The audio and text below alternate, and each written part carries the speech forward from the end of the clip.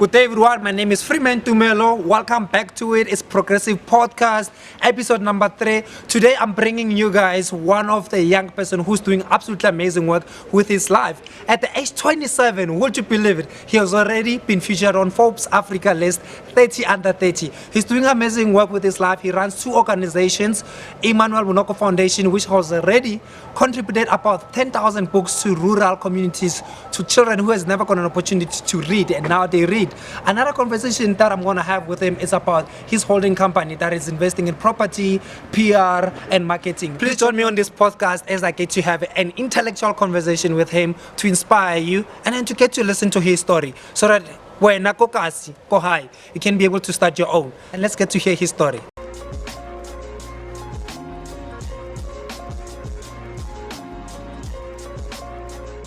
As mentioned, guys, I'm bringing you Emmanuel Bonoko, a young person who's doing absolutely amazing work with his life. He runs a foundation called EB Foundation that has contributed over 10,000 books to rural communities, to young children who never got an opportunity to read books before. He also runs a company that is for profit called Bonoko Holdings that is doing absolutely amazing work in PR industry. Emmanuel, how are you doing, sir? What a great honor to be here. Good, man. Thank you so much. Thank you. Thank you. Yeah. I've always tried to get you on the show. Me and you, we always had absolutely mind-blowing conversation at Starbucks. Yeah. And I've always wondered, how can I actually get to involve you on my podcast and get to speak with young people who are eager to get to learn and are looking for wisdom and actually get to hear people who are doing amazing work like you, man. Thank you so much for taking some time. I'm quite happy to be here. Thank you, man. Thank you. He's one of the guys that I just so humble. I remember the first time I met him at Starbucks. I hesitated a little bit. I was like, what should I expect out of this guy? What if he tells me to get off and all that stuff? But I was quite taken away by how your approach, like you're down to earth, and then the knowledge that you give, like you're down to earth, and you get to relate with the young person. Like I read a lot. I keep relating to your story over and over again. Growing up in Pretoria and getting to go study at UJ and marketing, all the stuff, and now you are being listed on Forbes Africa list 30 under 30. Tell me about that. How has that journey became? How has that come about? It's been quite a tough journey, and I always emphasize that young people, they must not only admire all this achievement that we have now. Yes. We must always be authentic and real about our journey, about our struggles, and also about the people that were able to help us to be where we are. Yes. My motto in life is that there's not what we call a self-made. We are because of batho ba bangwe. That's really what so I always emphasize that it's been quite a tough journey, but also very rewarding. Just absolutely. In a space where you do what you love. But also you're able to touch lives. You're able to absolutely lives. So, I'm grateful to God. God has been great. And I believe that this is only the beginning. Absolutely. This is only the beginning. There's nice. more to come. Yes. Just to be in a space where I'm able to inspire, share knowledge, and also just to be a living testimony that is possible if you work hard, and also you're able to know that there's more to life. Absolutely. Than just making money. All right. Starting it really easy. It's hard to actually get to follow your passion and to actually get to discover it. I've always followed your work, and then I know you're always about impact, especially to young people. Absolutely. How did you get to find that passion and get to have the courage to also pursue it? I was raised by a single parent, so my mom, she was a domestic worker. My soul rest in peace. And growing up, there were so many people that were able to contribute towards my success. Absolutely. People that were able to mentor me, they were able to support me towards my studies, and that for me, it was sort of a learning experience that as you grow, you're gonna do well. Also do something for the next person. And I mean, I look at my journey, especially being at varsity. I had scholarships towards my studies. I had people like Mami Von Chaka Chaka who were able to contribute towards my studies. Oh my God. And even the people that my mom used to work for. They were there to support me. So much helpful. So I was like, okay, it means there's more to life, So even Iman, don't wait until you become a millionaire first. Or don't wait until you make all the money before you can go and start to, impact lives. Do something where you are. Share knowledge, mentor young people, inspire. And that for me, I was able to discover so much about myself also as a person. The love that I have for young people, the love that I have, to educate. So through my own journey of studying, I discovered so much that there's more to life. Because like growing up, Bukas, we are taught. Are you from the Kasi as well? We are taught about get a job, get married, exactly. They don't teach us, no, there's more to life. You can become a business person. Absolutely, you can wealth, you can impact lives. You can also follow your dreams. Discover your given talents. We're not taught that. And also something that I always emphasize for it. It doesn't mean that if you're not academic very strong, it does not mean that you are a failure. Because people also, if you're not good at maths or accounting, there could be something else that you're good at. Or maybe you want to become an artist, and you can still make money out of that. Absolutely. So for me, when I was still at high school and to varsity, that's why I knew that there's more to life. And, absolutely. It has paid off. I know you've always been asked this question over and over again. You started your movement with Bonoko Foundation, where you were absolutely just all about impact and talking to young people before profit. Most people will start about chasing the money first and getting back to helping the community.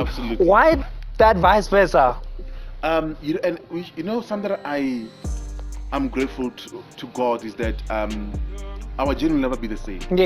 And that's something that we need to educate people out there, that don't have your own definition of your path. I think people, they follow what everyone has done. But for me, my journey has been quite interesting and inspiring, that you can't limit God.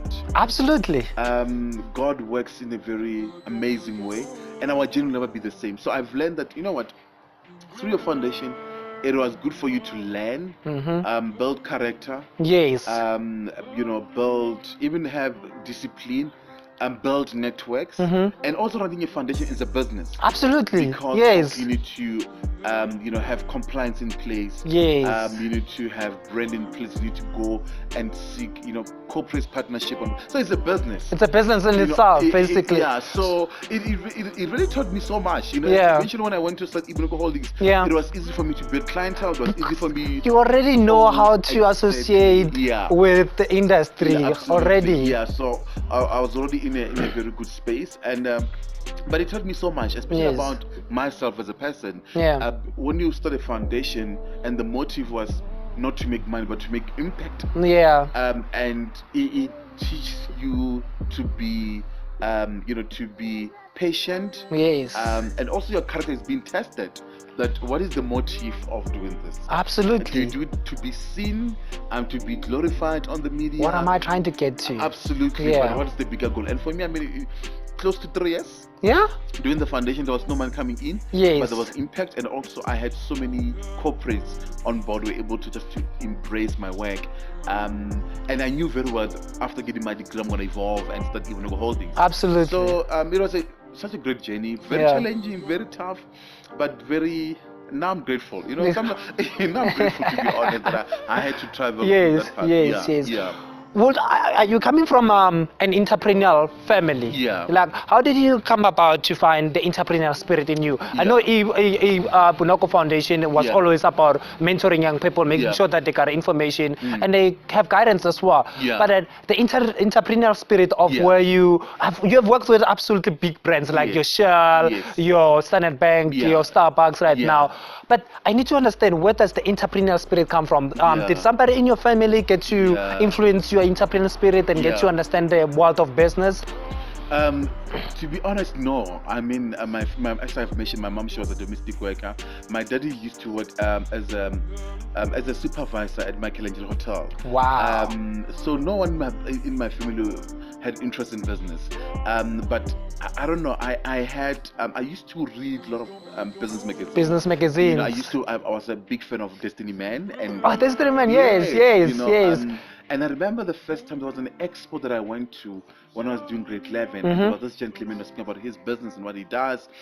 And I was like, also I can do it, you know. And I started to follow a lot of business people online, and especially those people that are in business but also to, you know, make any impact in their communities. Yes. Then I started to follow people like Me Putimahanyele. Oh yes, yes. I am getting to that. I am so curious to find out how did you get to have Putimahanyele as your one of your mentors, man. I was blown away. Putimahanyele, I first got to know her through DJ Spoo, and then she was interviewed by DJ Spoo and all that stuff, and I was so blown away by the passion she has for young people and always investing in them. But I'm still gonna come to that obviously and try to find it. I'm getting to find out how did you get to also work with Bonang Mohale, one of the amazing souls, man. Like he's doing absolutely amazing work. I read his book about right now, the one he released, which is As Lift As You Rise.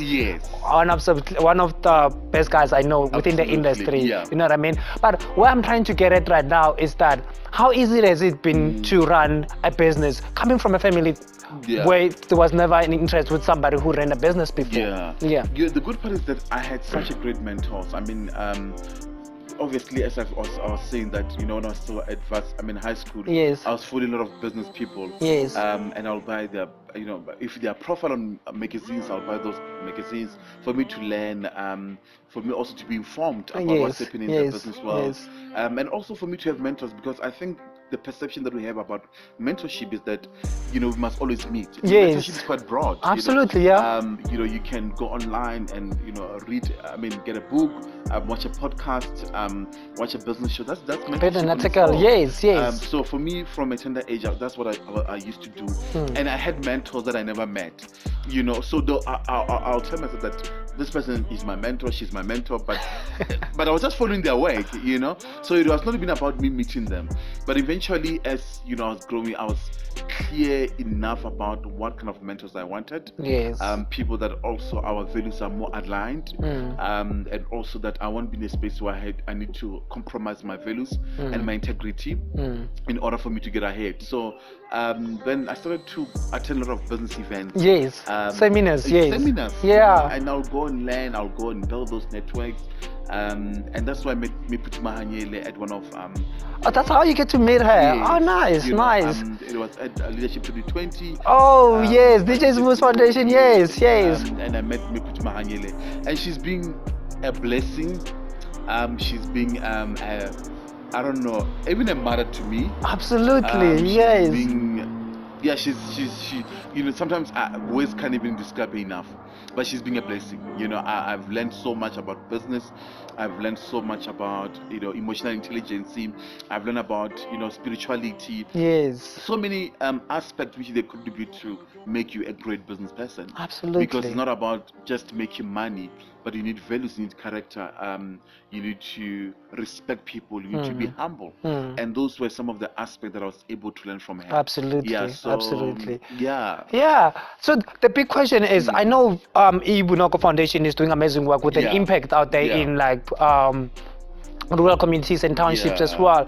What does actually Bonoko Holdings actually do? I know you do so much work with public relations, and then you also do enterprise development. Do you mind going a little bit further with like the work you do with like with the Bonoko Foundation Holdings? So I was studying. I become degree in marketing. And I knew very well that I want to have my own marketing agency. I was clear. After getting my degree, already I had to go back to the corporates that I've worked with under my foundation. That can we do your brand activation? Can we do your digital marketing? Can we do your content strategy, brand alignment? Can we do your events? And it was, but for them, they did not even question my motive, especially based on the work that I've done through my foundation. There was credibility.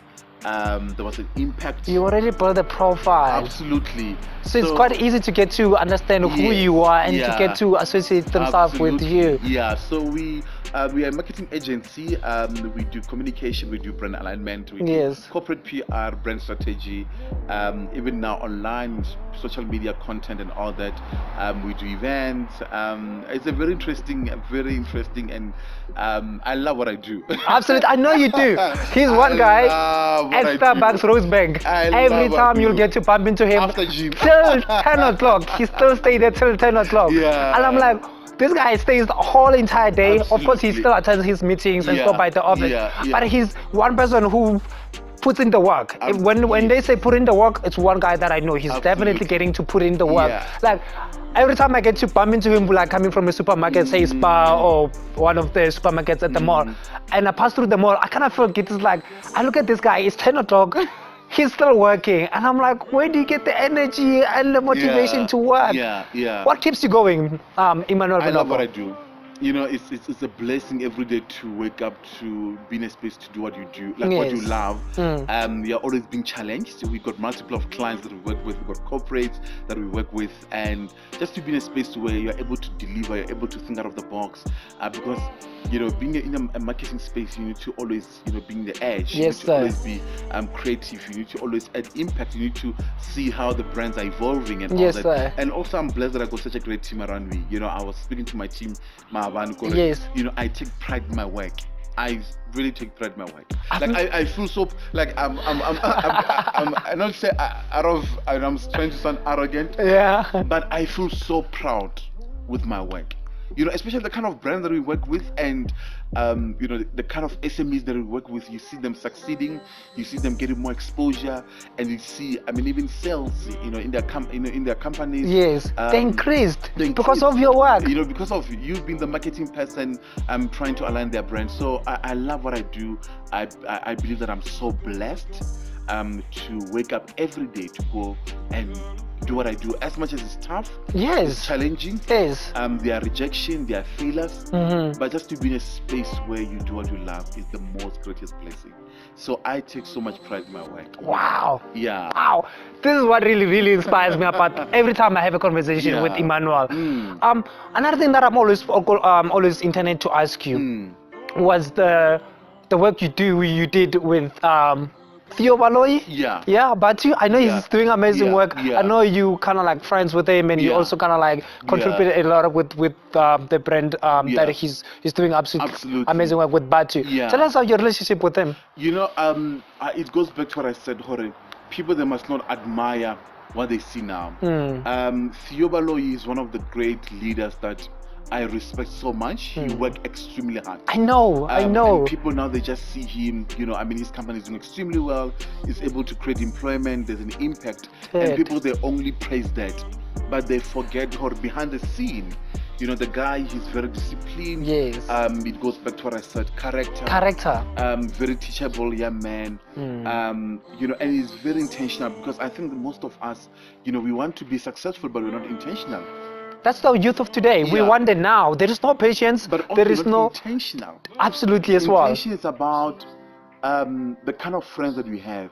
Intention is about the kind of attitude you have. Intention is about the kind of, even the spirit, being able to be teachable. Intention is about even what you allow in your space, what you consume.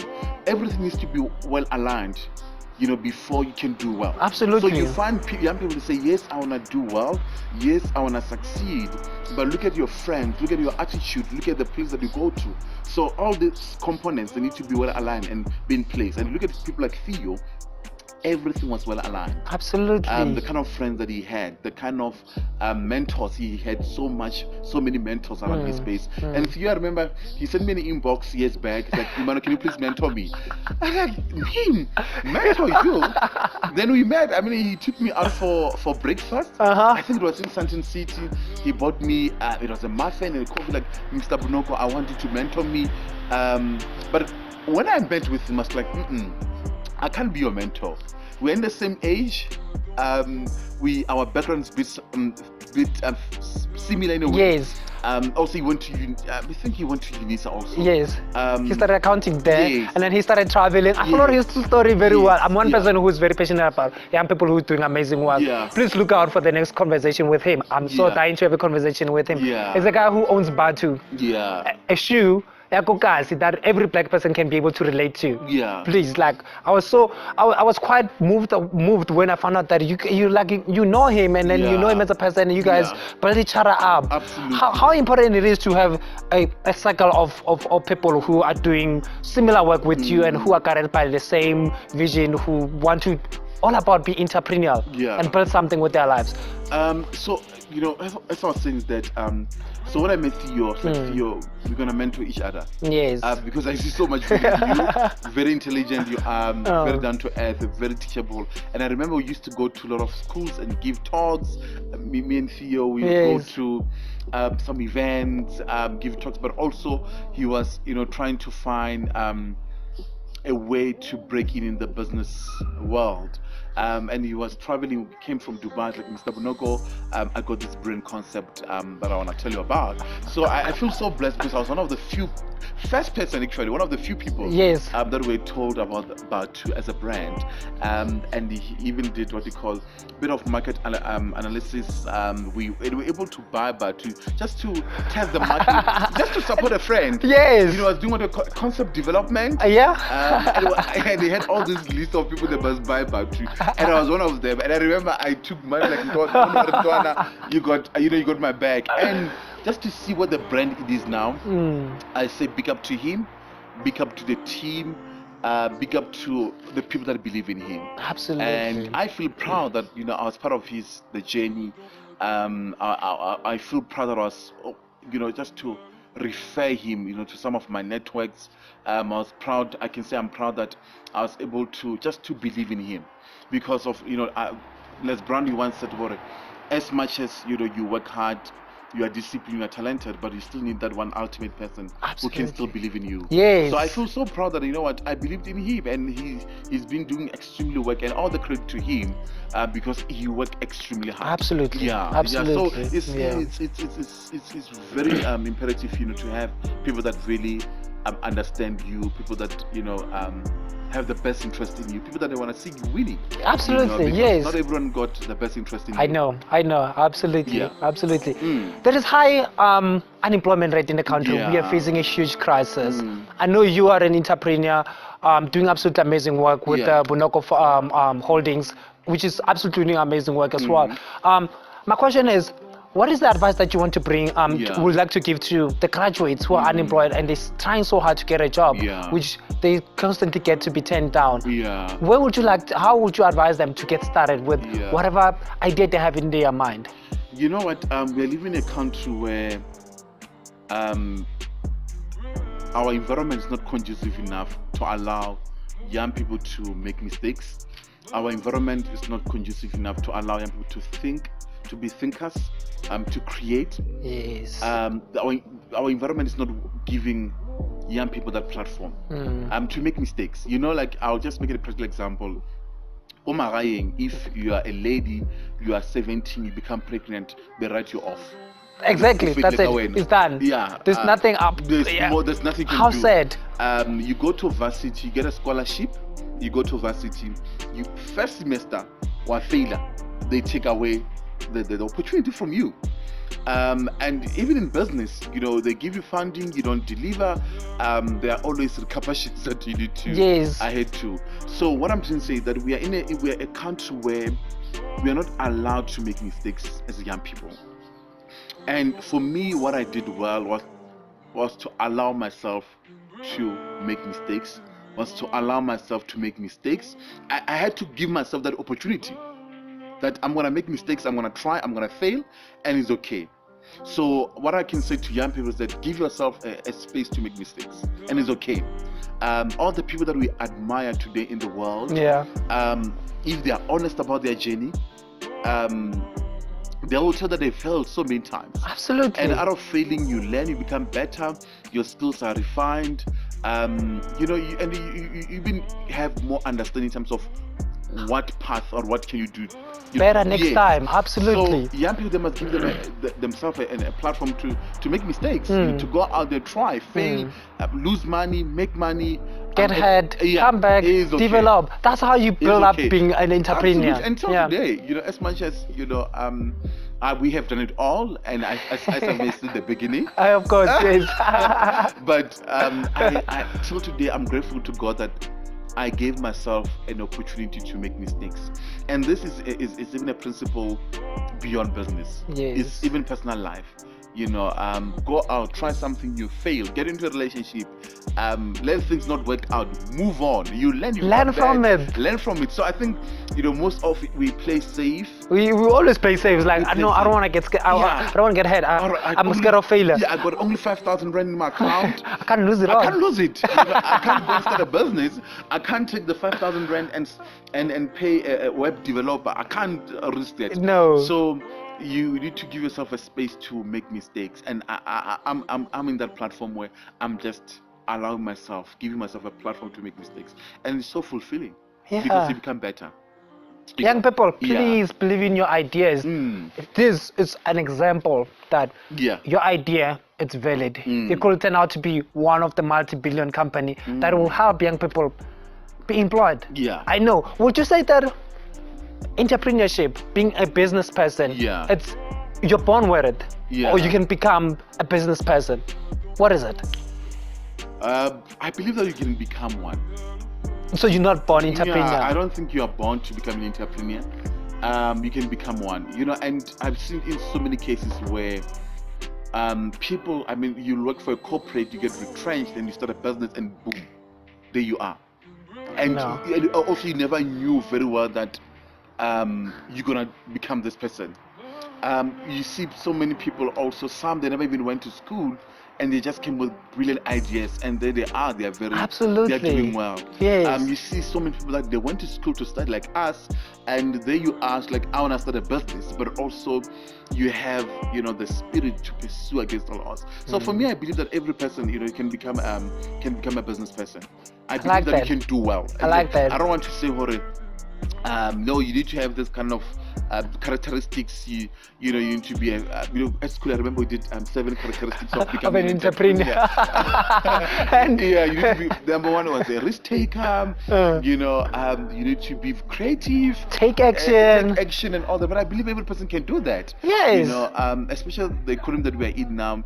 Let's allow young people to be creatives, and also business is not only just being the property, just being construction, being the marketing space, even your own talent. I know. You can become a musician and monetize it. And make money and sell. Sell it, package it. Like, I've looked at you become a brand. Yes. This man, he's been booked almost on every radio station around. Recently, he was interviewed on 702, SABC radio, and I'm like, you're on every radio station right now. You've become a brand yourself right now. Absolutely. Let's talk about the education system, just to drift a little bit. I feel, in order for young people to become entrepreneurs, they need to be taught as well from high school on how to become entrepreneurs, on how to monetize an idea and sell it. High school, would you agree with me that there needs to be an entrepreneurship subject that is made compulsory? For me, it goes back to what I said, Jorge.